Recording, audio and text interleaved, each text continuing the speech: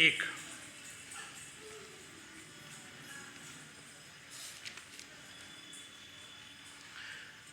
श्री भगवानुवाच इदं तु ते गुह्यतमं प्रवक्ष्याम्य न सूयवे ज्ञानं विज्ञानसहितं यज्ञात्वा मोक्षसे शुभात्. भाषांतर श्ल ए.सी. भक्ती वेदांत स्वामी श्ल प्रभुपाद यांच्याद्वारे. श्री भगवान म्हणाले, हे अर्जुना, तू माझा कधीच मत्सर करीत नसल्याने मी तुला हे परम गोपनीय ज्ञान आणि त्याच्या अनुभूतीचे ज्ञान प्रदान करतो, जे जाणल्याने तू भौतिक अस्तित्वातील सर्व दुःखातून मुक्त होशील. तात्पर्य खूप मोठा आहे, पण मी फक्त एक लास्टचं पॅरेग्राफ वाचून घेतो. या श्लोकात अनुसूयवे हा शब्दही अत्यंत महत्त्वपूर्ण आहे. सामान्यतः भाष्यकार जरी अत्यंत विद्वान असले तरी ते सर्वजण भगवान श्रीकृष्णांचा मत्सर करतात. मोठमोठ्या अतिशय निष्णात विद्वानांनी सुद्धा भगवद्गीतेवर चुकीचे भाष्य केले आहे. ते श्रीकृष्णांचा मत्सर करीत असल्यामुळे त्यांची भाष्ये निरुपयोगी आहेत. भगवत भक्तांनी केलेली भाष्ये हीच प्रामाणिक भाष्ये होते. जर कोणी श्रीकृष्णांचा द्वेष करीत असेल तर तो गीतेचे अचूक विश्लेषणही करू शकत नाही किंवा श्रीकृष्णांचे परिपूर्ण ज्ञानही इतरांना प्रदान करू शकत नाही. श्रीकृष्णांना न जाणता जो कोणी त्यांच्या चारित्र्यावर टीका करतो तो निश्चितच मूर्ख आहे. म्हणून अशा भाष्यकारांना सावधतेने टाळले पाहिजे. श्रीकृष्ण हेच भगवंत आणि विशुद्ध व दिव्य पुरुष आहेत हे जो जाणतो त्याला या अध्यायापासून अत्यंत लाभ होईल. मी अजून एकदा भाषांतर वाचतो. श्री भगवान म्हणाले, हे अर्जुना, तू माझा कधीच मत्सर करीत नसल्याने मी तुला हे परम गोपनीय ज्ञान आणि त्याच्या अनुभूतीचे ज्ञान प्रदान करतो, जे जाणल्याने तू भौतिक अस्तित्वातील सर्व दुःखांतून मुक्त होशील. ओम अज्ञानतिमिरान्धस्य ज्ञानाञ्जनशलाकया चक्षुरुन्मीलितं येन तस्मै श्रीगुरुवे नमः. श्रीचैतन्यमनोभीष्टं स्थापितं येन भूतले स्वयं रूप कदा मह्यं ददाति स्वपदान्तिकं. वन्देऽहं श्रीगुरो श्रीयुतापदकमलं श्रीगुरून् वैष्णवांश्च श्रीरूपं साग्रजातां सहगण रघुनाथान्वितं तं सजीवं साद्वैतं सावधूतं परिजनसहितं कृष्णचैतन्यदेवं श्रीराधा कृष्णपादां सहगण ललिता श्रीविशाखान्वितांश्च. हे कृष्ण करुणा सिन्धु जगत्पते गोपेश गोपिकाकान्त राधाकान्त नमस्तुते.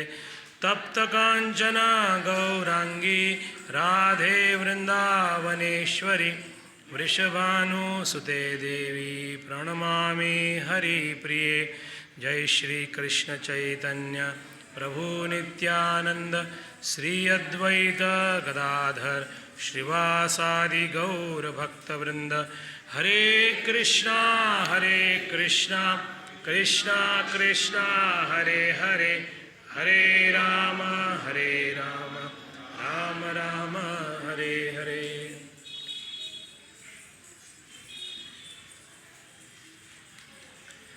हरे कृष्णा. तर सर्व भक्तांचे हार्दिक स्वागत. ये रविवारी सत्संग कार्यक्रम में आप सबका हार्दिक स्वागत है.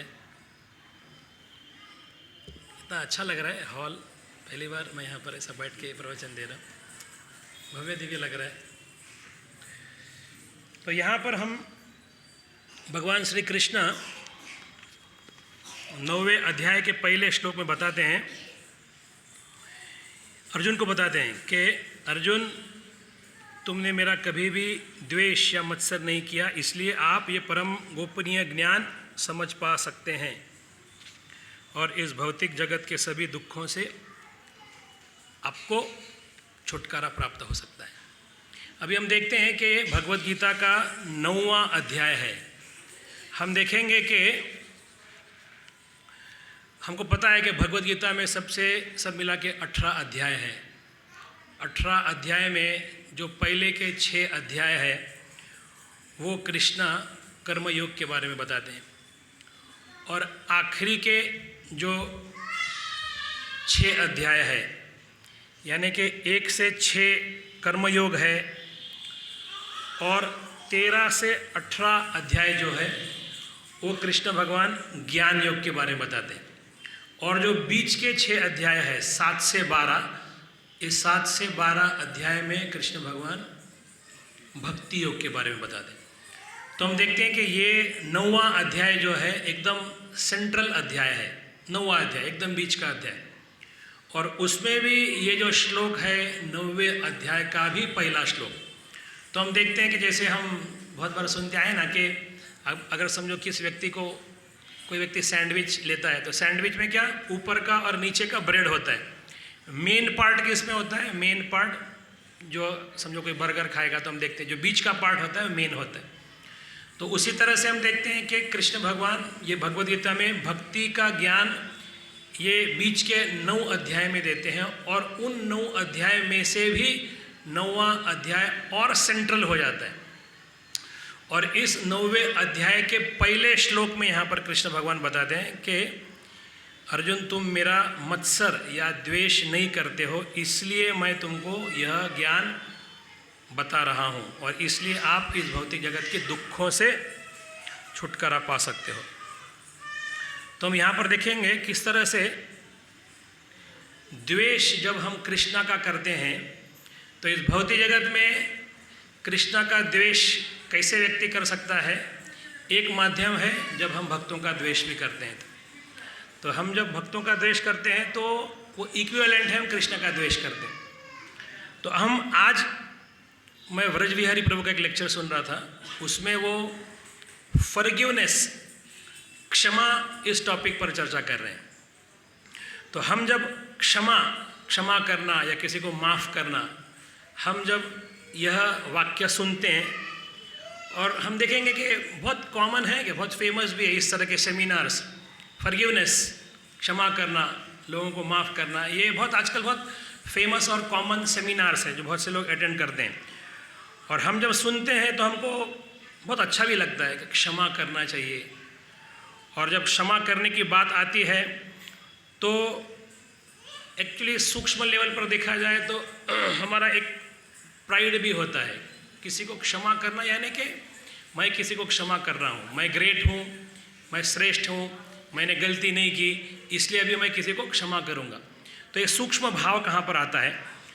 तो हम जब आज इस टॉपिक पर चर्चा करेंगे कि किस तरह से हमने हमारे जीवन में क्षमा करने का यह गुण लाना चाहिए। तो हम जब यह विषय पर चर्चा करेंगे तो उससे पहले और 2 विषय आते हैं। देखिए, जब हम क्षमा करने की बात करते हैं तो उससे पहले और 2 विषय आते हैं। पहला यह विषय कि आई एम रॉन्ग, मेरा गलती हो रहा है, मेरा कुछ गलती हुआ होगा। Seeing faults in our self. देखिए मैं क्या समझ में आया ना, हम आज विषय चर्चा कर रहे हैं क्षमा करने पर, लेकिन हमको कभी कभी क्या लगता है क्षमा करना यानी कि बस ठीक है मैं श्रेष्ठ हूँ और मैं इस व्यक्ति को माफ़ करूँगा। क्षमा करने से पहले हमने यह समझना ज़रूरी है कि मेरा भी कुछ गलती हो रहा है और मेरा गलती होने के बाद वो स्वीकार करना, स्वीकार करने के बाद दूसरा स्टेज आता है कि दूसरों से क्षमा याचना करना, दूसरों से क्षमा याचना करके क्षमा प्राप्त करना, और तीसरा बाद में स्टेप आता है थर्ड स्टेप जो हम क्षमा करने की बात करते हैं। तो क्षमा करने के पहले हमने यह 2 विषय भी जानना ज़रूरी है। तो पहला अभी हम देखते हैं कि ये तीसरा स्तर, लोगों को क्षमा करना या किसी दूसरे व्यक्ति को क्षमा करने से पहले हमने यह समझना अनिवार्य है कि मेरे से भी गलतियां होती, हाँ, और हमने भी माफ़ी मांगना चाहिए। और देखिए, हम जब यहाँ पे क्षमा करने की बात कर रहे हैं तो ये बड़े बड़े क्षमा नहीं कि जैसे समझो हम देखते हैं किसी ने किसी का रेप किया, किसी ने किसी का मर्डर किया, ये विषय यहाँ पर नहीं है, ये क्षमा करने लायक नहीं है। लेकिन हम दैनंदिन जीवन में जो ऐसे डीलिंग्स आते हैं हमारे साथ, कभी कभी ये सिंपल पॉइंट्स नहीं होने की वजह से, या ये सिंपल पॉइंट जब हम हमारे जीवन में लागू नहीं करते हैं तो हम देखते हैं कि धीरे धीरे यह बहुत बड़ा स्वरूप ले लेता है। और इसलिए कभी कभी हम देखते हैं कि लोग मर्डर करते हैं, झगड़े होते हैं और बहुत तनाव में रहते हैं लोग।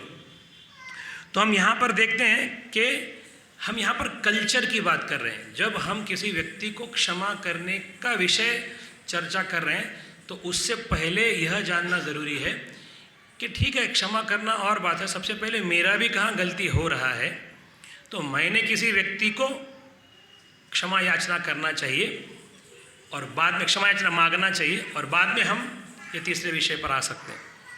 तो आप में से जिन लोगों ने व्रज बिहारी प्रभु का लेक्चर सुना होगा, वो बहुत बीच बीच में शायरी भी करते हैं। तो यहाँ पर प्रभु जी बताते हैं कि यहाँ पर प्रभु जी एक शायरी करते हैं। प्रभु जी बताते हैं, आईना जब भी उठाया करो, आईना जब भी उठाया करो, पहले देखा करो फिर दिखाया करो। क्या बोल रहे हैं? आईना जब भी उठाया करो, पहले देखा करो फिर दिखाया करो। तो यहाँ पे क्या मतलब क्या है? आईना यानी कि आईना इज़ लाइक नॉलेज या शास्त्र या सत्संग। हम जब नॉलेज इकट्ठा करते हैं या हम जब सत्संग में आके कुछ श्रवण करते हैं, कुछ सुनते हैं, तो जनरली हमारा टेंडेंसी क्या होता है कि हाँ देखो, ये उस व्यक्ति ने सुनना चाहिए, ये उस व्यक्ति को सुनने की ज़रूरत है, उस व्यक्ति में फॉल्ट है, उस व्यक्ति में वो दोष है। हमको हमारा दोष दिखता नहीं है, हमको दूसरे व्यक्ति का दोष दिखता है। तो यहाँ पर प्रभु जी एक लेक्चर दे रहे थे, तो वहाँ पर उस लेक्चर में प्रभु जी राधा गोपीनाथ मंदिर चौपाटी में एक बार इसी विषय पर लेक्चर दे रहे थे। तो जब उन्होंने लेक्चर दिया तो एक व्यक्ति बिल्कुल उनके सामने आके बैठा था, और जब प्रभु जी लेक्चर दे रहे थे तो वो व्यक्ति ब्रह्मचारी था, इतना खुश हो रहा था, एकदम बराबर एकदम सर हिला के खुश होके वो आतुर दिख रहा था। और जैसे प्रभु जी का लेक्चर ख़त्म हुआ और जैसे प्रभु जी जा रहे थे, दो व्यक्ति आया और व्यक्ति आके वो प्रभु जी जो भी डिवोटी आए और उन्होंने व्रज बिहारी प्रभु से बात किया कि प्रभु जी आज का लेक्चर बहुत ही अच्छा लगा। तो प्रभु जी ने पूछा क्या अच्छा लगा?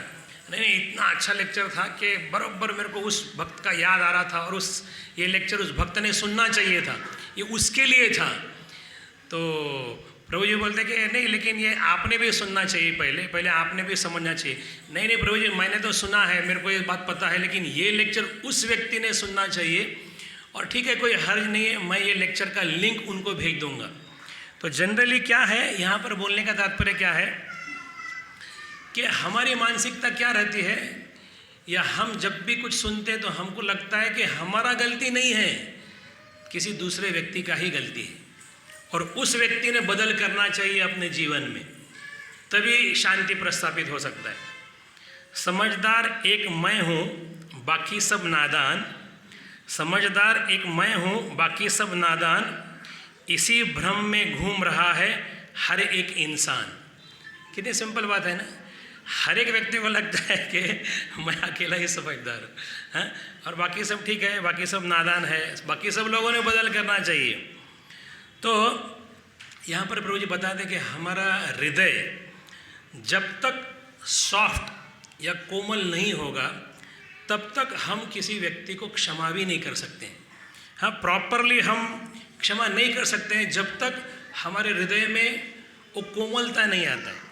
हम कभी कभी किसी व्यक्ति को क्षमा कर भी देंगे, लेकिन वो वेंजेंस, उसका जो क्रोध है हृदय में अंत तक रहता है। हम भले एक्सटर्नली किसी को क्षमा कर देंगे। तो इसलिए we should be vulnerable. English में बहुत अच्छा शब्द है वल्नरेबल।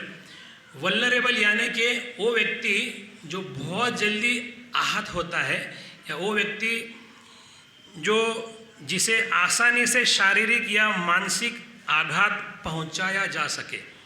वल्नरेबल का मतलब क्या है? वो व्यक्ति जिसे बहुत आसानी से मानसिक या शारीरिक आघात पहुंचाया जा सके।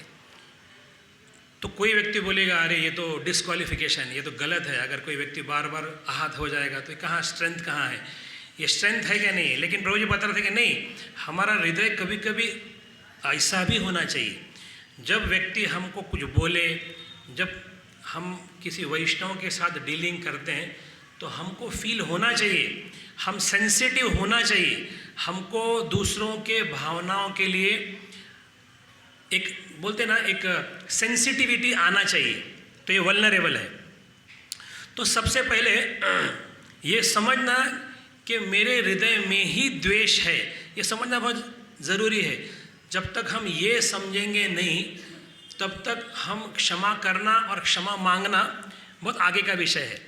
जब तक एक व्यक्ति ये समझता नहीं है कि मेरे में भी दोष है, मेरे में भी कमियां हैं, मेरे हृदय में भी द्वेष है। मैं सबसे पहले बताना चाहूँगा कि ये लेक्चर जब सुना मेरे को इतना अच्छा लगा, और ये लेक्चर मैं एक्चुअली अपने लिए ही बोल रहा हूँ। ये जस्ट मैं बोल रहा हूँ, ठीक है, आप सब लोग सामने है इसलिए मैं बता रहा हूँ, लेकिन ये लेक्चर सुन के मुझे इतना अच्छा लगा, तो एक्चुअली मैं अपने लिए ही बोल रहा हूँ, मैं अपने आप को प्रचार कर रहा हूँ ताकि कुछ तो भी जो बोल रहा हूँ इसका अनुकरण करूँ। तो अगर समझो कुछ, प्रभु जी भी बोलते हैं, अगर समझो कुछ हेवी अगर हो जाए तो प्लीज़ उसका उतना सीरियसली मत लीजिए, क्योंकि ये जो आचार्य ने है उन्होंने बोला है और आचार्य बोल रहे हैं, इस दृष्टिकोण से आप देखिए। तो यहाँ पर प्रभु जी बता रहे हैं कि हम सब में द्वेष है, हम कभी कभी स्वीकार नहीं करते, हमको समझ में भी नहीं आता है। तो यहाँ पर प्रभु जी उदाहरण देते हैं सचिन तेंदुलकर का। प्रभु जी बता रहे थे कि सचिन तेंदुलकर एक टाइम पे 90s में बहुत ही सक्सेसफुल क्रिकेटर थे, एकदम टॉप बैट्समैन थे उनके टाइम पर। और महाराज एक स्टोरी और बता रहे थे कि कुछ वर्ष पहले, यानी शायद 6-7 वर्ष पहले, जब सचिन तेंदुलकर फ्लाइट में जा रहे थे तो राधानाथ महाराज भी उसी फ्लाइट में जा रहे थे। तो सचिन तेंदुलकर ने महाराज को दंडवत किया और महाराज और सचिन तेंदुलकर बाजू बाजू में बैठे थे। तो सचिन तेंदुलकर ने महाराज को पूछा कि महाराज आपको क्रिकेट पता है, आप क्रिकेट वगैरह देखते हैं क्या? तो राधानाथ महाराज ने कहा कि नहीं, मैं जनरली यूएस से हूँ तो मैं क्रिकेट वगैरह देखता नहीं हूँ और मेरे को यहाँ का क्रिकेट पता नहीं उतना। हाँ, लेकिन मैं जहाँ पर रहता हूँ, जिस कम्युनिटी में रहता हूँ, वहाँ पर हमारे बहुत से भक्त और हमारे बहुत से ब्रह्मचारी आपके बहुत बड़े फ़ैन हैं और वो आपका बहुत क्रिकेट देखते भी है और वो आपके बहुत बड़े फ़ैन हैं। लेकिन यहाँ पर महाराज बता रहे थे कि मुझे आपका एक बहुत अच्छा गुण है कि आप इतने यशस्वी होने के बाद भी आपने आपका कैरेक्टर, आपने आपका चारित्र जो है बरोबर संभाल के रखा। आपने अपने जो वैल्यूज़ है, जो संस्कार, इसके साथ कभी कॉम्प्रोमाइज़ नहीं किया। तो महाराज जब ये बात बता रहे थे तो सचिन तेंदुलकर इतना भावुक हो गए, वो महाराज को बोलने लगते हैं कि स्वामी जी, मेरे पिताजी ने भी मेरे को यही बात बहुत पहले जब मैं क्रिकेट में आ रहा था तब मेरे को मेरे पिताजी ने भी यही बात कहा था।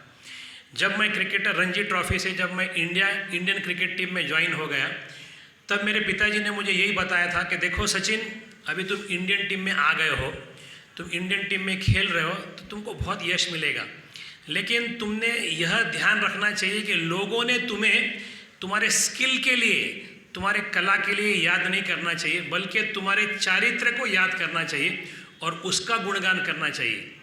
तो सचिन तेंदुलकर बोलते हैं कि जो मैं आपसे सुन रहा हूँ यही बात बहुत वर्ष पूर्व मेरे पिताजी ने मेरे को बोला था। और ये बात करते करते सचिन तेंदुलकर की आंखों में थोड़े नमी भी आ जाती है, थोड़े पानी भी आ जाता है। तो यहाँ पर ठीक है, हम बैक अपने आते हैं। तो पॉइंट क्या था, हम सबके हृदय में द्वेष है। तो प्रभु जी एग्जाम्पल दे रहे थे सचिन तेंदुलकर का। तो एक टाइम ऐसा था जब क्रिकेट में सचिन तेंदुलकर टॉप बैट्समैन था और जो बाकी टीम जब खेलने को आते थे तो उन सबका एक ही उद्देश्य रहता था, कैसे हम सचिन तेंदुलकर को आउट कर दें। एक बार सचिन तेंदुलकर आउट हो गया तो बाकी सब क्या फिर लंबू चम्बू क्या लींबू टिम्बू है, उनको फिर इजीली हम परास्त कर सकते हैं। लेकिन सचिन तेंदुलकर अगर आउट हो गया तो हम इजीली मैच जीत सकते हैं। तो उसी तरह से प्रभु जी बताते हैं कि हमारे जीवन में भी, हम में भी बहुत से अनर्थ है, काम, क्रोध, लोभ, मोह, मद, मत्सर। हमको बाकी अनर्थ दिख के भी आते हैं। जब कोई व्यक्ति कामी है, हमको जब काम का प्रहार आता है या लोभ का प्रहार आता है तो हमको समझ में आता है, अरे मैं विचलित हूँ, काम वासनाओं से विचलित हूँ, लोभ से विचलित हूँ। लेकिन जब ये द्वेष का हमारे हृदय पर जब प्रहार होता है तो बहुत बार ये द्वेष हमको समझ में भी नहीं आता है, हमको महसूस भी नहीं होता है। इसलिए यहाँ पर प्रभु जी बता रहे थे कि ये द्वेष अगर हमारे हृदय से एक बार निकल जाए तो बाकी सब अनर्थ को निकालना बहुत आसान है। जैसे क्रिकेट में सचिन तेंदुलकर को आउट कर दिया तो बाकी सब इजीली आउट हो जाएंगे, लेकिन सचिन तेंदुलकर को आउट करना आसान नहीं होता है, टॉप बैट्समैन। तो उसी तरह से ये द्वेष को भी हमारे हृदय से निकालना आसान नहीं है। क्यों? क्योंकि हमको समझ में ही नहीं आता है और हम मान्य ही करते नहीं है। हम जब इस तरह के परिस्थिति से गुजरते हैं, हम परिस्थितियों को, अलग अलग व्यक्तियों को दोष देते हैं, लेकिन हम अपने आप में कभी ये महसूस नहीं करते हैं। इसके लिए बहुत शास्त्र में बहुत ड्रास्टिक एग्जाम्पल है दक्ष महाराज का, प्रजापति दक्ष का। प्रजापति दक्ष जब पूरे सभा में थे और जब वो शिवजी जो अपने दामाद थे वो उतने क्रोधित हुए थे और एक्चुअली उनके हृदय में शिवजी के लिए बहुत ही द्वेष था, और वो जब सभा में सबके सामने उनकी निंदा करने वाले थे तो सबसे पहले वो सबको बिठाते हैं और बिठाने के बाद सबसे पहले मान्य करते हैं। वो क्या बोलते हैं, देखो मैं यहाँ पर आपको जो बताने जा रहा हूँ ये मैं द्वेष या अज्ञानता के कारण से नहीं बोल रहा हूँ, मैं हकीकत बोल रहा हूँ। और बाद में वो ब्ला ब्ला ब्ला बहुत कुछ बोलते हैं, ये शिव जी, ये जो मेरा दामाद है ऐसा ही है वैसा ही है, इसको ये ज्ञान नहीं है, बहुत बहुत कुछ बोलते हैं शिव जी के बारे में। लेकिन क्या बोलते हैं, सबसे पहले मैं जो बोल रहा हूँ ये द्वेष के प्रभाव में आके या अज्ञान के वश नहीं बता रहा हूँ। तो बोलने क्या, प्रजापति दक्ष जैसे व्यक्ति भी जब द्वेष होता है तो समझ नहीं पाते हैं। तो बोलने का मतलब क्या है, ये लेक्चर का सारांश या जो हम बताना चाह रहे हैं, ये बोलने का तात्पर्य ये है कि हम सबके हृदय में द्वेष है, हम सब भी गलतियां करते हैं और हमने माफ़ी मांगना चाहिए, मुझे लोगों ने माफ़ करना चाहिए। ये भावना जब तक विकसित नहीं होती है तब तक वो आगे का टॉपिक जो है, चलो मैं क्षमा कर दूंगा, हाँ वो आगे का टॉपिक है। उससे पहले भाई हम में भी गलतियां हैं, मुझे लोगों से माफ़ी मांगना है, मुझे लोगों ने माफ़ करना है, और उसके बाद वो तीसरा टॉपिक आता है कि मुझे क्षमा या मैंने लोगों को क्षमा करना चाहिए। प्रभु जी बता रहे थे कि एक गोपीनाथ में एक बहुत सुंदर डिवोटी है, वो बता रहे थे कि मैंने अपनी ज़िंदगी को यूं आसान कर दिया है, कुछ लोगों से माफ़ी मांग ली, कुछ लोगों को माफ़ कर दिया। क्या बोलते हैं, मैंने अपनी ज़िंदगी को यूं आसान कर दिया, कुछ लोगों से माफ़ी मांग ली, कुछ लोगों को माफ़ कर दिया। जब हम ये सिद्धांत अपने जीवन में अपनाते हैं, हम देखते हैं कि अपना जीवन बहुत ही पीसफुल हो जाता है। नहीं तो कभी कभी कुछ विचार दिमाग में इतने खाए जाते हैं और सबके जीवन में हमको यह अनर्थ पता ही नहीं चलता है, और यह अनर्थ पता नहीं चलने की वजह से इस अनर्थ, इस द्वेष के भर में हमारा जीवन चलता है और कभी कभी हम देखते हैं कि ये इतना आगे निकल जाता है कि हम बहुत कुछ गलत कार्य कर देते हैं। कभी कभी रिलेशन इतने स्पॉइल हो जाते हैं कि उसको फिर से वापस लाना बहुत मुश्किल हो जाता है। अभी जब हम बोलते हैं कि हम सबके हृदय में द्वेष है, तो इसका प्रूफ क्या है? इसका प्रूफ क्या है कि हम सबके हृदय में कहीं ना कहीं कम ज़्यादा प्रमाण में सबके हृदय में द्वेष है। हमको लगता है कि हमारे हृदय में द्वेष नहीं है, तो हम कैसे समझें कि हमारे हृदय में द्वेष है? उससे कुछ एग्जाम्पल्स हम देख सकते हैं। हाँ, एक एग्जाम्पल क्या है, डिसलाइकिंग फॉर अदर पर्सन। हमको कोई व्यक्ति अच्छा नहीं लगता है, बगैर कारण हमको कोई व्यक्ति अच्छा नहीं लगता है। किसी दूसरे व्यक्ति को यश अगर प्राप्त हो तो हमको वो अच्छा लगता नहीं है। पहला क्या, कि हमको कोई व्यक्ति पसंद नहीं आता है। दूसरा, अगर किसी व्यक्ति को यश प्राप्त होता है तो हमको अच्छा लगता नहीं है। तीसरा, हमारे जीवन में सेटिस्फैक्शन हमको नहीं मिलता है। और एक सबसे महत्वपूर्ण विषय क्या है, जब हमारे हृदय में द्वेष आता है तो हम किसी व्यक्ति का गुणगान ही नहीं कर सकते हैं, हम किसी को जेन्युइनली एप्रिशिएट ही नहीं कर सकते। होता है क्या, मैं तो अनुभव करता हूँ, हम सबके जीवन में कहीं ना कहीं होता ही है कि किसी न किसी व्यक्ति के लिए हमारे जीवन में द्वेष या इस तरह की एक निगेटिव भावना पनपती है और धीरे धीरे धीरे बड़ा स्वरूप कर लेती है वो। तो ये कुछ लक्षण है जो सिद्ध करते हैं कि हम सबके जीवन में कहीं ना कहीं द्वेष है। प्रभु जी यहाँ पर एक स्टोरी बता रहे थे कि राधा गोपीनाथ मंदिर में एक बार किसी एक डिवोटी का बर्थडे था, और उस डिवोटी का बर्थडे जब था तो मंदिर में ऐसी एक प्रथा है कि सब भक्त आते हैं और उस भक्त का गुणगान करते हैं, उसका ग्लोरिफिकेशन करते हैं। तो यहाँ पर व्रज बिहारी प्रभु होस्ट थे और वो सभी भक्तों को बोल रहे थे कि ठीक है, आज इनका बर्थडे है, आप इस व्यक्ति के लिए गुणगान करो। तो एक के बाद एक सब डिवोटीज गुणगान कर रहे थे। प्रभु जी बता रहे थे कि मेरे को पता था कि इस व्यक्ति के साथ जिसका बर्थडे था अन्य और 2 भक्त थे, तो उनका नहीं पड़ता था उतना, तो उनका उतना अच्छा नहीं पड़ता था। और प्रभु जी यहाँ पर होस्ट थे तो सबको बोल रहे थे आप बताओ। और अचानक उस जोश में प्रभु जी ने उस व्यक्ति को भी बोल दिया कि प्रभु जी इनका आज बर्थडे है, कुछ बताइए जरा, कुछ गुणगान करो इनका। तो अचानक ये अनप्रिपेयर्ड थे, कुछ प्रिपेयर्ड नहीं थे, इनको पता भी नहीं था। तो अचानक उनके पास जब माइक आया तो कुछ बोल ही नहीं पाए। नहीं, अच्छा अच्छे भक्त हैं, बहुत अच्छे डिवोटी हैं, साधना अच्छा करते हैं, हाँ यस, हरे कृष्णा, बस इतना ही बोले और कुछ बोल ही नहीं पाए वो। उतना ही बोल के उन्होंने छोड़ दिया हो। फिर बाद में प्रभु जी ने व्रज बिहारी प्रभु बोले नहीं, अभी मैं जो दूसरा डिवोटी है उसको माइक नहीं दूंगा। और उतनी देर में दूसरे डिवोटी ने भी माइक उठाया। प्रभु जी आश्चर्यचकित हो गए, अरे इनका मेरे को पता है पहले ही जमता नहीं है, और ये उसने भी माइक उठा लिया। और उसने जब माइक उठा लिया तो उसने भी इसके बारे में गुणगान किया, लेकिन गुणगान एक सरकास्टिक वे से, यानी गुणगान के साथ साथ बहुत टीका भी किया। हाँ ठीक है, अच्छा भक्त है लेकिन बहुत आलसी है। हाँ ठीक है, आता है लेकिन हमेशा लेट ही आता है। मैं बैकअप रूम में सेवा करता हूँ, मेरे को पता है कि हमेशा करता लेकिन अच्छी तरह सेवा भी नहीं करता था। हाँ आता लेकिन सवेरे जल्दी उठता भी नहीं। तो प्रभु जी बता रहे थे कि वो शोले पिक्चर का जिन्होंने देखा है, वो धर्मेंद्र जब टावर पे चढ़ता है तो अमिताभ बच्चन बोलता है हाँ बहुत अच्छा है लेकिन थोड़ा दारू पीने का आदत है, हाँ बहुत अच्छा है लेकिन कभी कभी जुआ भी खेल लेता है। तो इस तरह से प्रभु जी गुणगान कम और उसके बारे में टीका ही बोल रहे थे। तो व्रज बिहारी प्रभु बोले मेरे को रहा नहीं गया, मैंने बोला प्रभु इनका बर्थडे है आज। तो प्रभु बोले ठीक है, इसलिए इतना कम बोल रहा हूँ, नहीं तो बहुत कुछ बोल सकता। तो प्रभु जी बाद में यहाँ पे स्टॉप हो गए। तो बोलने का मतलब क्या है कि जब किस व्यक्ति के लिए हमारे में कुछ एक निगेटिव फीलिंग है, गुणगान आता ही नहीं है, कितना भी प्रयास करें तो उसका तारीफ, उसके लिए अच्छे वचन आते ही नहीं है। यह सिद्ध करता है कि हमारे हृदय में द्वेष है, कहाँ पर हम एक क्रैब मेंटेलिटी से ग्रस्त है। हाँ प्रभु जी बता रहे थे क्रैब यानी खेकड़ा जो होता है ना, ये खेकड़े को एक्सपोर्ट करने का बहुत बड़ा बिजनेस है। और यहाँ पर बता रहे थे कि इन जो क्रैब या खेकड़ों को जब एक्सपोर्ट करते हैं तो कहा जाता है कि उसके ऊपर कवर नहीं लगाते हैं, उसको जो होता है ना कवर नहीं लगाते, और उससे ये एक्सपोर्टर लोग बहुत पैसा बचा के लेते हैं। अब क्यों इसको कवर नहीं करते हैं? क्योंकि खेकड़े की मानसिकता क्या रहती है, जब दूसरा खेकड़ा धीरे धीरे ऊपर चढ़ के बाहर निकलने का प्रयास करता है तो दूसरे तीसरे केकड़े आके उसको नीचे खींच दें, उसको नीचे ही खींच के नीचे ही रखते हैं। तो कितना भी प्रयास करेगा ये खेकड़ा ऊपर निकलने का तो उसको बाहर जाने ही नहीं देते हैं।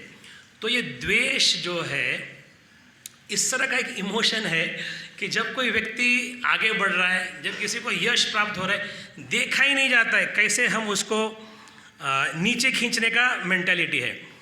एक और भागवतम में एक बहुत अच्छा श्लोक आता है जहाँ पे मैं पूरा श्लोक तो वर्णन नहीं करता, लेकिन श्लोक ऐसा है, उसका तात्पर्य ऐसा है कि समंदर में हम देखते हैं कि जब छोटी मछली होती है और समंदर में बड़े मछलियाँ भी रहती, तो जनरली बड़े मछलियाँ क्या विचार करते हैं, ये छोटा है तब तक ही इसको खा लेती हूँ ताकि बड़ा ही नहीं होगी, ये जो है छोटी मछली बड़ी नहीं होगी, उसको पहले ही खा लेती हूँ। तो ये मेंटालिटी क्या है? ये मेंटालिटी है क्रैब या केकड़े की मेंटालिटी कि उसको ऊपर बढ़ने ही मत दो, उसको बड़ा होने ही मत दो, बड़ा होने के पहले ही उसको खींच लो। लेकिन अगर हम चैतन्य महाप्रभु के अनुयायी या उनके लीलाओं में अगर हम देखें तो इससे विपरीत एकदम स्थिति या भक्तों में आदान प्रदान इस तरह का होता है। हाँ, चैतन्य महाप्रभु के भक्त किस तरह से आदान प्रदान करते हैं? चैतन्य महाप्रभु के लीला में दामोदर पंडित और शंकर पंडित नाम के एक 2 भक्त थे। शंकर पंडित दामोदर पंडित के छोटे भाई थे। चैतन्य महाप्रभु के मित्र थे और उनके साथ हमेशा दामोदर पंडित रहते थे। लेकिन एक बार क्या होता है, शंकर पंडित जो दामोदर पंडित के छोटे भाई है, एक बार आते हैं और चैतन्य महाप्रभु दामोदर पंडित को देख के इतने खुश हो जाते हैं, इतने भाव विभोर होते हैं, और वहाँ पे सभी भक्तों के सामने वो डिक्लेयर करते हैं और दामोदर पंडित को विशेष बोलते हैं, दामोदर पंडित, ये तुम्हारे छोटे भाई शंकर पंडित मुझे बहुत प्रिय है, वो मुझे आपसे भी अधिक प्रिय है। अभी देखिए, इमेजिन करो अगर हमको कोई ऐसा बोलेगा कि भाई मेरा छोटा है, मैं इसको लाया हूँ, और ये चैतन्य महाप्रभु उसको बोल रहे कि तुमसे बड़ा है, मेरे को ज़्यादा प्रिय है, लेकिन कितना ये बुरा लगेगा। लेकिन यहाँ पे दामोदर पंडित इतने खुश हुए, इतने गदगद हुए, और उन्होंने बोला कि नहीं चैतन्य महाप्रभु, आप जो बोल रहे हैं एकदम सही है, आज से भले मेरा ये छोटा भाई है, भले बहुत नटखट है, लेकिन आज से मैं डिक्लेयर करता हूँ कि शंकर पंडित मेरा बड़ा भाई है और मैं शंकर पंडित का छोटा भाई हूँ। ये उनको आनंद होता है। जब आनंद कब होता है, जब हमारे हृदय में द्वेष की भावनाएं नहीं है। इसी तरह से बहुत से एपिसोड्स हम चैतन्य महाप्रभु की लीला में देखते हैं। रूप गोस्वामी और सनातन गोस्वामी जब जगन्नाथपुरी में आते हैं, वो नए रहते हैं कंपैरेटिवली दूसरे भक्तों की तुलना में। नित्यानंद प्रभु, हरिदास ठाकुर, स्वरूप दामोदर गोस्वामी, ये दिग्गज थे। अद्वैत आचार्य, श्रीवास ठाकुर, इन सब की तुलना में रूप गोस्वामी, सनातन गोस्वामी बहुत छोटे डिवोटी थे। और जब चैतन्य महाप्रभु आते हैं और चैतन्य महाप्रभु रूप गोस्वामी को आलिंगन करते हैं और अतिशय गुणगान करते हैं रूप गोस्वामी का, तो प्रभु क्या बोलते हैं, दुई जने प्रभुर कृपा देखी भक्त गणे, हरि हरि बोले सब आनंदित मने।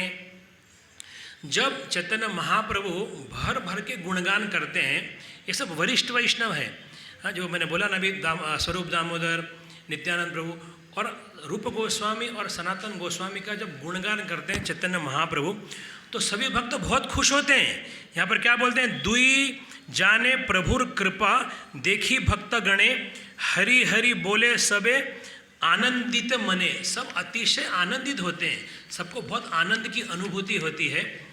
और यहाँ पर सब ऐसा नहीं, देखिए किसी भक्त का गुणगान होता है तो इनको दुख नहीं हो रहा है, हालांकि ये सीनियर हैं। हाँ?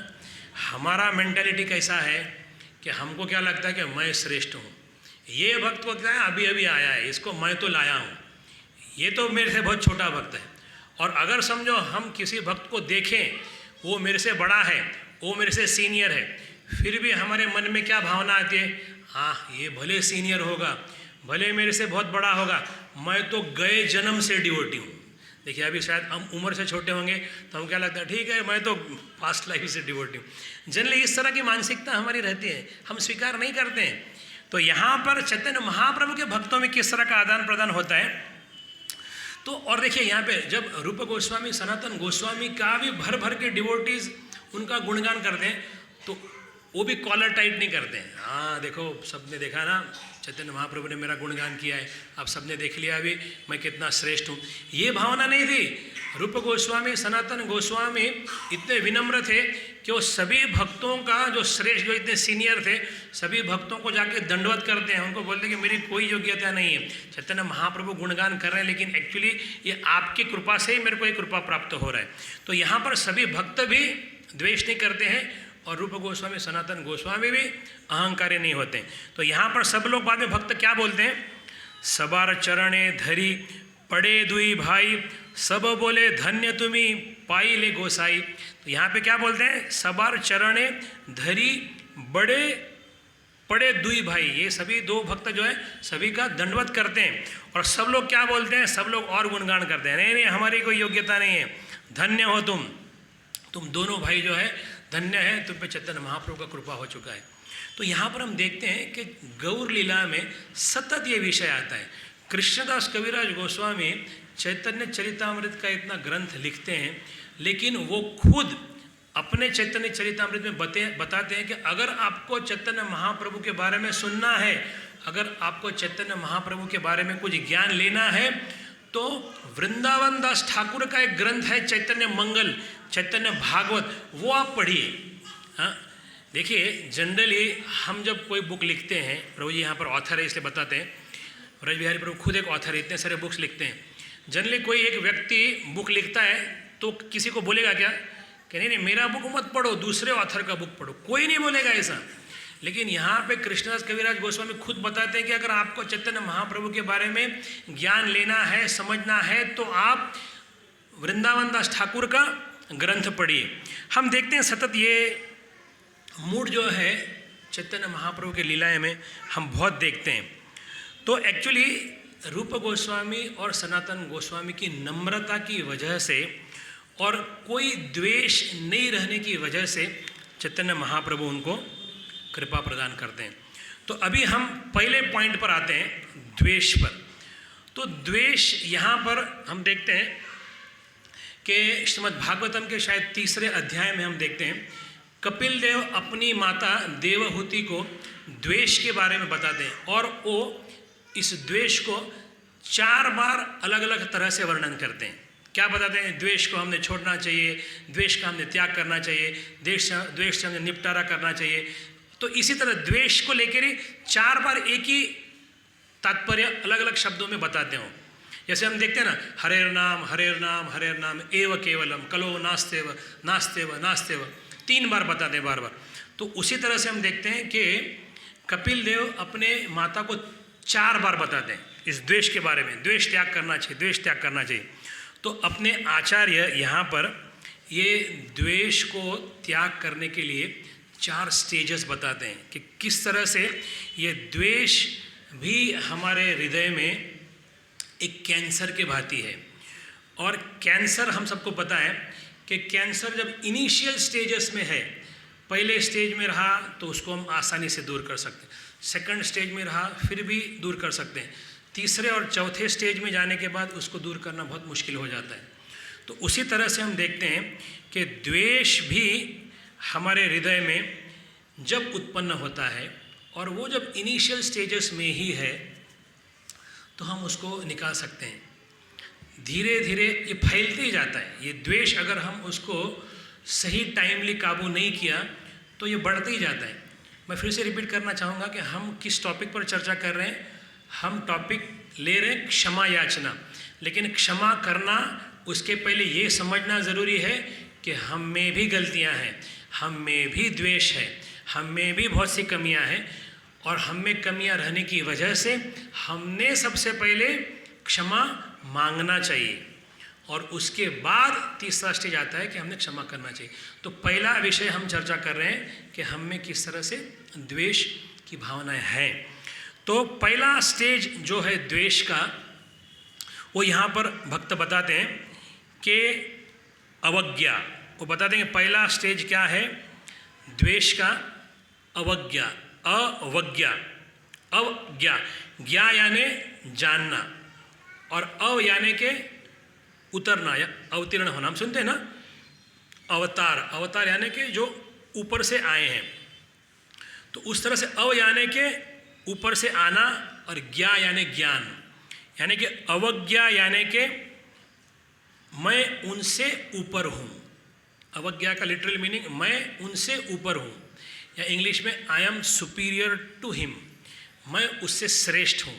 ये भावना जब हमारे हृदय में आती है और बद्ध अवस्था में ये भावना स्वाभाविक है। हम जब भक्तों के संग में रहते हैं, बाहर भी रहते हैं, पॉलिटिकल कहीं पर भी जाओ, ये रैम्पंट है, सभी जगह पर है। हम मान्य करते नहीं कि हम में कमियां हैं। यह भावना हम सब में होती है कि मैं उससे सुपीरियर हूँ, मैं उस व्यक्ति से श्रेष्ठ हूँ। देखो कोई ये बात बोल के दिखाता नहीं है, लेकिन हम सबके हृदय में कहीं ना कहीं ये भावना मन में पनपती है और रहती है, सुप्त अवस्था में रहती है। क्या रहती है कि मैं उससे श्रेष्ठ हूँ, मैं उनसे ऊपर हूँ। हम देखते हैं कि शुद्ध भक्त की व्याख्या, शुद्ध भक्ति की व्याख्या क्या है। प्योर डिवोशनल सर्विस तब शुरू होता है जब कोई एक व्यक्ति अपने को दूसरों से श्रेष्ठ नहीं मानता है ना। जब कोई व्यक्ति हमेशा everybody is better than us, जब ये व्यक्ति मानता है कि सभी भक्त मेरे से श्रेष्ठ है, ये शुद्ध भक्ति का स्तर है। शुद्ध भक्ति के स्तर पे क्या है, सभी भक्तगण मेरे से श्रेष्ठ है, मैं कनिष्ठ हूँ।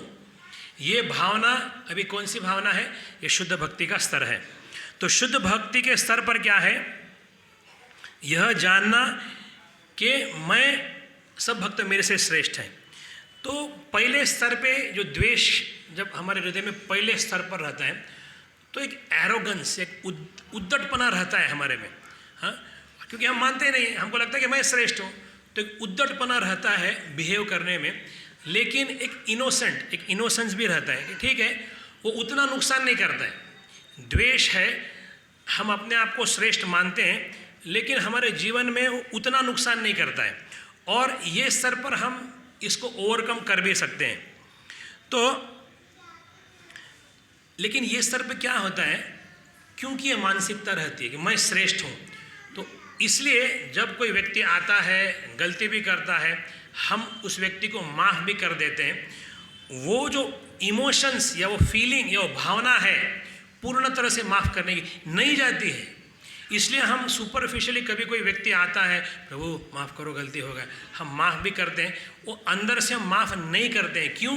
क्योंकि वो भावना अभी भी हृदय में है, मैं श्रेष्ठ हूँ उससे, मैं उस व्यक्ति, ये अवज्ञा की भावना रहने की वजह से हम उसको पूर्ण तरह क्षमा भी नहीं कर सकते। और इसलिए हम देखते हैं कि हम जब माफ़ी भी मांगते हैं, जब कोई व्यक्ति माफ़ी की याचना भी करता है तो वो भी पूर्ण शुद्ध भावना से है ही नहीं, क्योंकि हृदय में अभी भी वो इच्छा है मैं तो श्रेष्ठ हूँ ही। तो इसलिए वो भावना नहीं जाने की वजह से वो व्यक्ति पूर्ण शुद्धता से माफ़ी भी नहीं मांग सकता है और माफ़ भी नहीं कर सकता है। तो बोलने का मतलब क्या है कि ये स्तर पर जब हम भक्ति करते हैं, अवज्ञा के स्तर पे जब हम अपने आप को श्रेष्ठ मानते हैं और अपने आप को श्रेष्ठ मानते हुए जब भक्ति करते हैं, तो उसके कॉन्सिक्वेंसेस, उसके परिणाम क्या होते हैं कि जीवन में डुप्लिसिटी या विडंबना आता है, और दूसरा संकुचित भावना से व्यक्ति भक्ति करता है। क्या होता है देखिए, जब ये इस तरह की भावना है तो पहला हमारे हृदय में विडंबना आता है। विडंबना यानी कि हिपोक्रेसी यानी कि हिपोक्रेसी यानी दंभ यानी कि दिखाना एक करना एक। अभी यहाँ पे क्या होता है, हम अपने आप को श्रेष्ठ मानते हैं, उसका परिणाम है कि विडंबना या ड्यूप्लिसिटस या दंभ है हमारे जीवन में, और एक व्यक्ति कृष्ण प्रेम का आस्वादन नहीं करता है। और यहाँ पर हमने दूसरा पॉइंट क्या बताया कि सबसे पहला विडंबना आता है, दंभ आता है, और दूसरा है संकुचित मानसिकता, यानी कि पूर्ण कृष्ण का प्रेम आस्वादन वो व्यक्ति नहीं कर सकता है। और क्योंकि वह व्यक्ति कृष्ण का आस्वादन नहीं कर रहा है, उसलिए वो विडंबना या दंभ करता है, शो ऑफ करता है, और शो ऑफ करके उन चीज़ों में आनंद प्राप्त करता है क्या? कितना ड्रास्टिक हम देखते हैं हमारे जीवन में।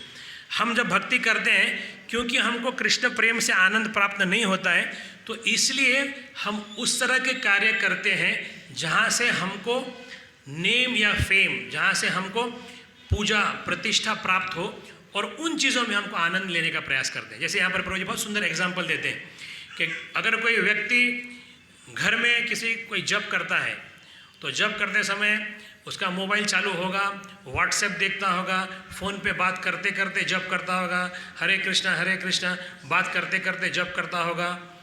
और जब वही व्यक्ति भक्तों के समूह में आता है तो एकदम स्ट्रेट और ऐसा दिखाने का प्रयास करता है कि मैं कितना श्रेष्ठ हूँ, मैं कितना एडवांस्ड हूँ, मैं कितना प्रगतिशील हूँ। अभी ये क्या है, देखिए दम है, उसको कृष्ण प्रेम में आनंद प्राप्त नहीं हो रहा है, इसलिए कहीं तो आनंद चाहिए, इसलिए वो इस तरह के कृष्ण भावनामृत में आके भक्ति करता है। उसका भक्ति का प्रोसेस चलते रहता है, लेकिन भक्ति करते करते इन बाहर के शो ऑफ की चीज़ों में ज़्यादा ध्यान फोकस करता है, और उस पर फोकस करने की वजह से वो उसमें आनंद प्राप्त करने का प्रयास करता है। और उसमें जब आनंद करने का प्रयास करता है विडंबना में या दंभ में, तो कृष्णा और डिस्प्लीज या कृष्णा और संतुष्ट नहीं होते, तो इसलिए कृष्णा और कृपा ले लेते हैं। कृष्णा और कृपा लेने के बाद ये व्यक्ति और ज़्यादा इस विषय सर्कल में घुसते जाता है। तो इसलिए हम देखते हैं ना, हमारा भक्ति शो ऑफ भक्ति हो जाता है। हम भक्तों को कुछ स्किल के माध्यम से संतुष्ट करने का प्रयास करते हैं, हाँ? इस तरह की भावना से हम भक्ति करते हैं।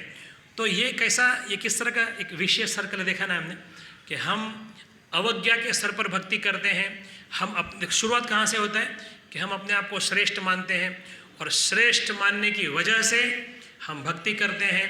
उसकी वजह से कॉन्सिक्वेंसेस विडंबना, दम उत्पन्न होता है। और दूसरा क्या, संकुचित मानसिकता। संकुचित मानसिकता यानी कि कृष्ण प्रेम प्राप्त नहीं होता है। कृष्ण प्रेम प्राप्त नहीं होने की वजह से दंभ और बढ़ता है।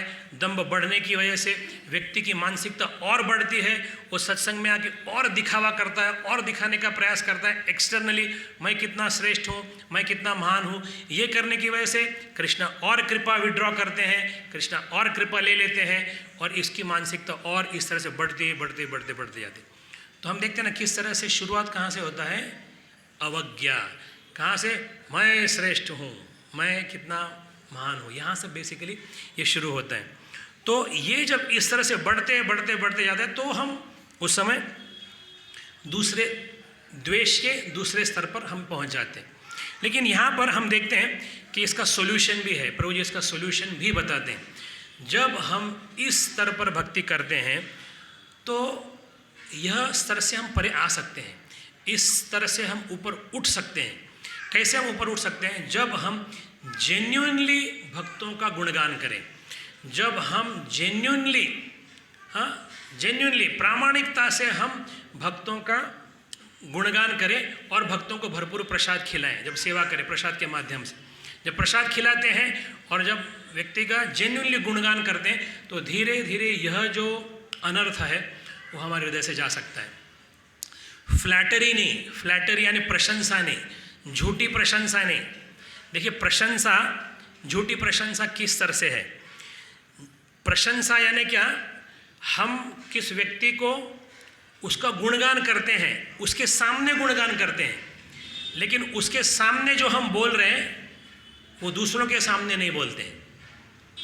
ये क्या होता है, फ्लैटरी होता है, झूठी प्रशंसा। झूठी प्रशंसा यानी क्या, हम जो उसके सामने बोल रहे हैं, अरे तुम बहुत ग्रेट हो, तुम बहुत महान हो, उसके सामने बोलते हैं, लेकिन ये दूसरों के सामने नहीं बोलते हम। हाँ, और ये क्या है, झूठी प्रशंसा।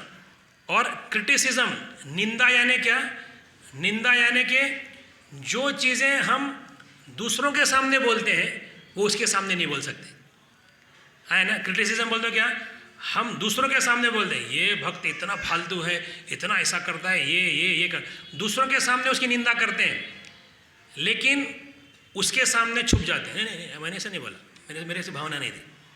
तो ये क्या है, ये क्रिटिसिज्म।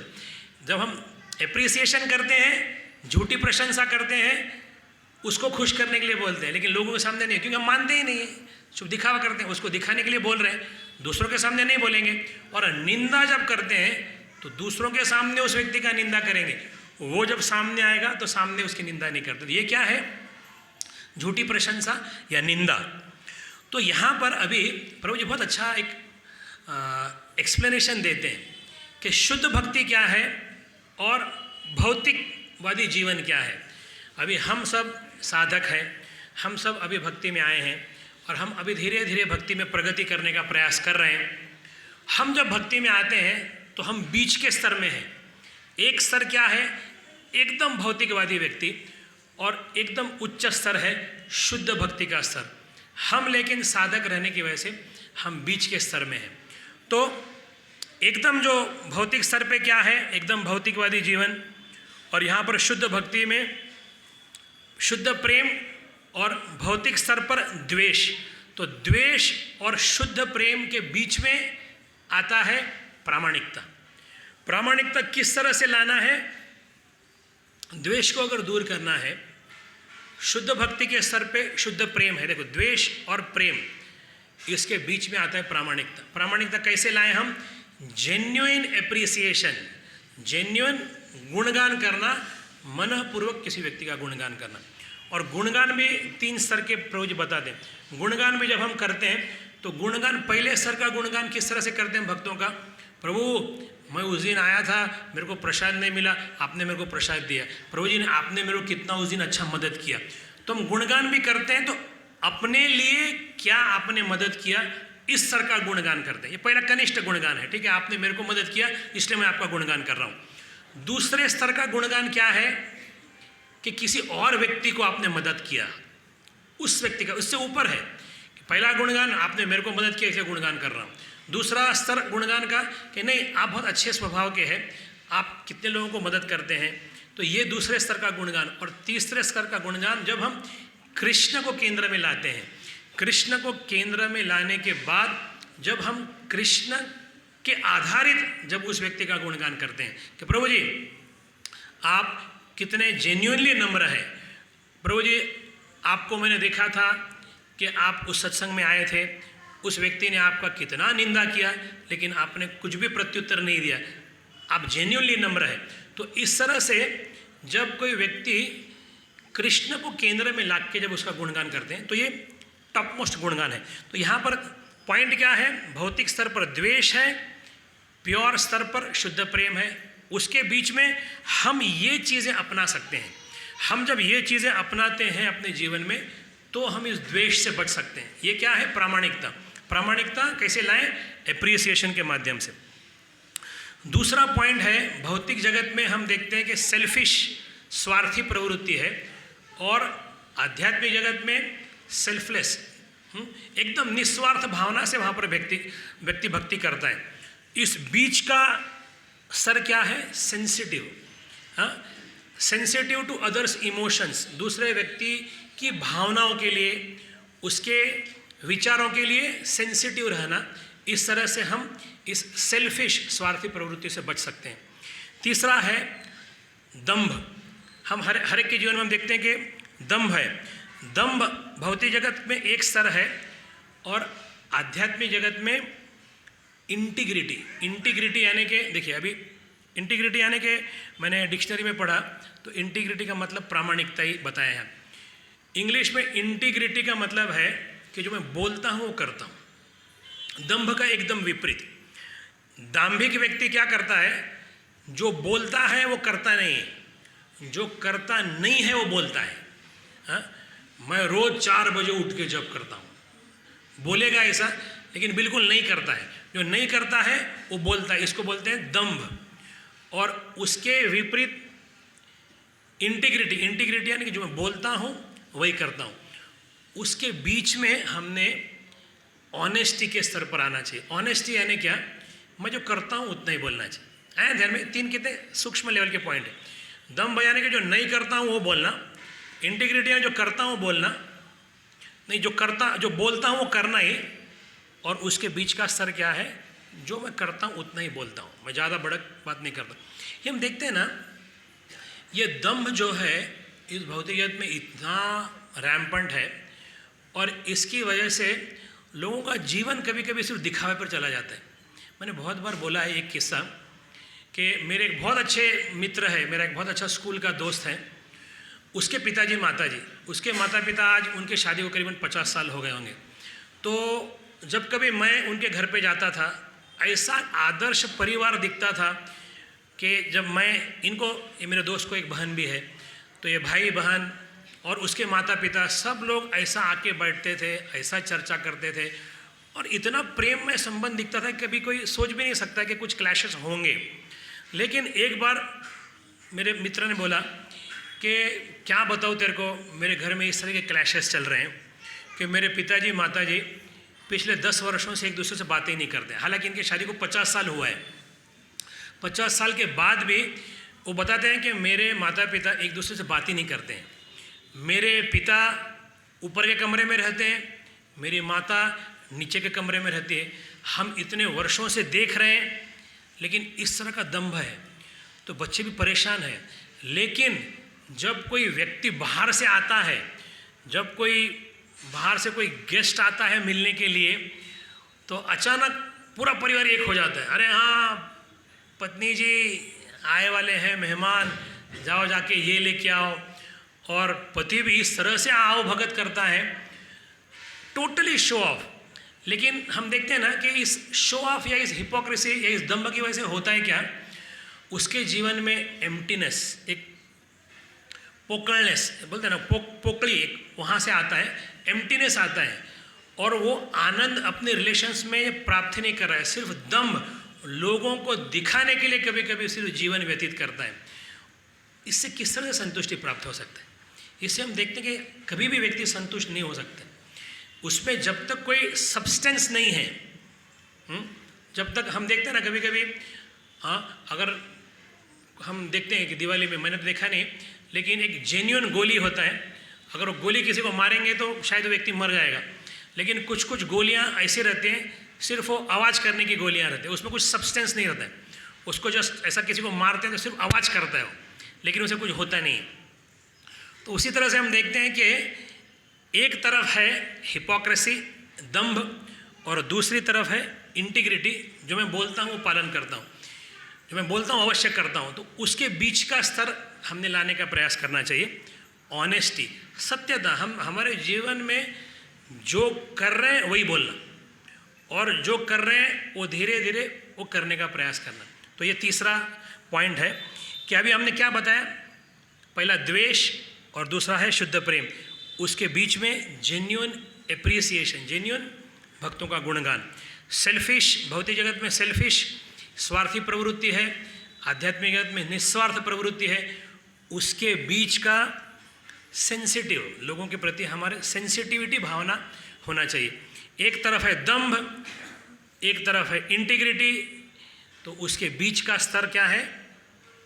ऑनेस्टी, सत्यता, हम जो बोले वो स्वीकार करें।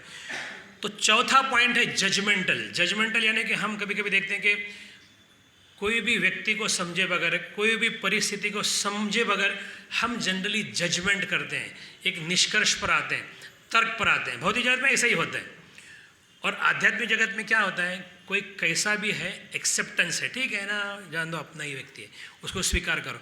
तो आध्यात्मिक जगत में स्वीकार करने की प्रवृत्ति है, भौतिक जगत में जजमेंटल होने की प्रवृत्ति है।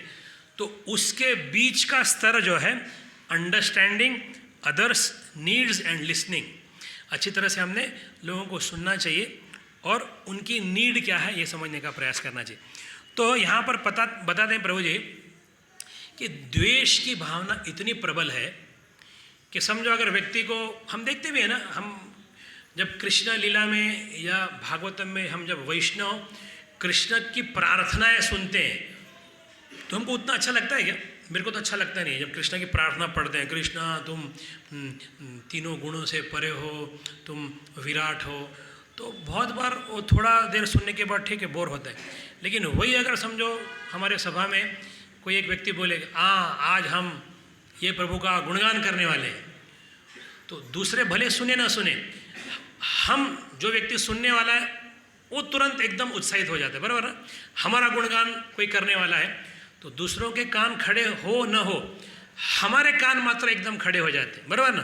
क्यों? हमारा गुणगान होने वाला है। तो जब हमारा गुणगान होने वाला है हमको अच्छा लगता है, लेकिन कृष्ण का गुणगान जब हम भागवतम में पढ़ते हैं उतना रुचि उत्पन्न नहीं होता है। क्यों? क्योंकि द्वेष की भावना अभी भी प्रबल है। प्रबल रहने की वजह से वो कृष्ण प्रेम हम आस्वादन नहीं कर पाते। यहाँ पे व्रज विहारी प्रभु एक अपने दोस्त के बारे में वर्णन कर रहे थे। वो बता रहे थे कि वो अपने एक ब्रह्मचारी मित्र के साथ एक बार दूर राइड पर गए थे और बाद में जब आ रहे थे वापस तो 5 घंटे ये भक्त के साथ चर्चा कर रहे थे और बहुत अलग अलग विषयों पर इन्होंने चर्चा किया और कुछ देर के बाद ये जो व्यक्ति थे, जो व्रज विहारी प्रभु के मित्र, किसी दूसरे भक्त के बारे में अचानक बोलने लगे, नहीं ठीक है वो भक्त ऐसा ही है, वो ऐसा ही करता है, एक के बाद ऐसा बोलने ही लगे। व्रज विहारी प्रभु भी एकदम शॉक्ड रह गए, अरे ये व्यक्ति ऐसा क्यों बोल रहा है उस भक्त के बारे में। तो थोड़ी देर बोलने के बाद वो भक्त जो बोल रहा था वो अचानक वहीं पर थम गया और उसने स्वीकार किया। उसने क्या बोला, नहीं प्रभु सॉरी, एक्चुअली मेरे मन में उसके लिए द्वेष है, मैंने स्वीकार करता हूँ। ये कितनी ऑनेस्टी है, कितना सिंसियरिटी है, जेन्यून है ये। तो ये प्रामाणिकता जब हमारे जीवन में लाते हैं, स्वीकृत